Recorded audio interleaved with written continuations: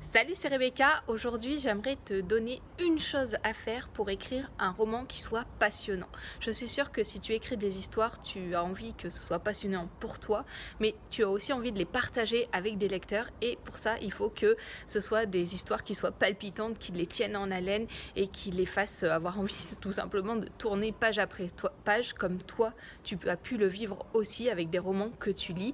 Et il y a pas mal de choses à faire pour arriver à mettre tes idées en forme de la façon à ce que ça plaise en fait au lecteur. Et une de ces choses que je te conseille vraiment de faire, c'est de regarder dans les éléments que tu utilises pour ton roman à ce qu'ils servent plusieurs fois.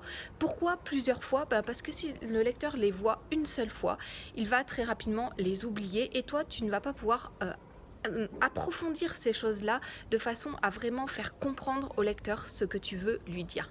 Un exemple tout simple, tes personnages. Ne multiplie pas le nombre de personnages dans ton roman, mais au contraire, utilise un personnage plusieurs fois dans ton roman, donne-lui plusieurs rôles, mets-le en situation dans plusieurs scènes pour que ton lecteur tout simplement puisse apprendre à le connaître. Et si ton lecteur apprend à connaître ce personnage, eh bien par exemple si à un moment ton personnage il lui arrive quelque chose de grave, eh bien ton lecteur va se sentir interpellé, va pleurer la perte d'un personnage, pourquoi pas, ou va souffrir avec lui, ou va simplement avoir envie encore plus de le connaître parce que tu multiplies les éléments que tu donnes à ton lecteur, que tu le mets en relation avec ce personnage. Et ça, c'est vraiment essentiel pour toi.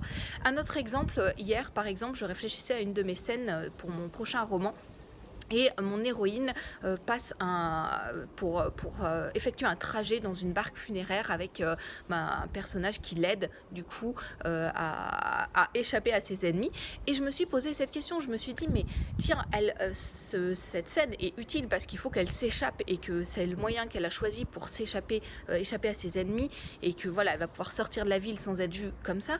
Mais en même temps, elle passe un certain moment dans cette barque funéraire et comment est-ce que l'histoire du mort qui est dans cette barque funéraire ou l'histoire du passeur qui est en train d'emmener ce mort là où on doit l'enterrer, comment est-ce que l'histoire de ce personnage ou l'histoire de ce passeur peut venir compléter les informations que le lecteur a sur le contexte de mon histoire, ou comment est-ce que ça peut venir jouer un rôle dans l'intrigue externe de mon héroïne ou dans son intrigue interne, comment est-ce que ça peut l'aider à comprendre des choses sur elle-même et à avancer de façon psychologique de façon interne dans cette histoire. Voilà, c'est simplement un exemple pour te dire, quand tu réfléchis à tes scènes, demande-toi cet élément que tu mets, oui, il est important pour une chose dans ton roman, tous les éléments de ton roman doivent être absolument importants pour ton intrigue, mais comment est-ce que tu peux ajouter de la valeur, ajouter de la profondeur dans ces éléments-là pour donner encore plus d'informations à ton lecteur,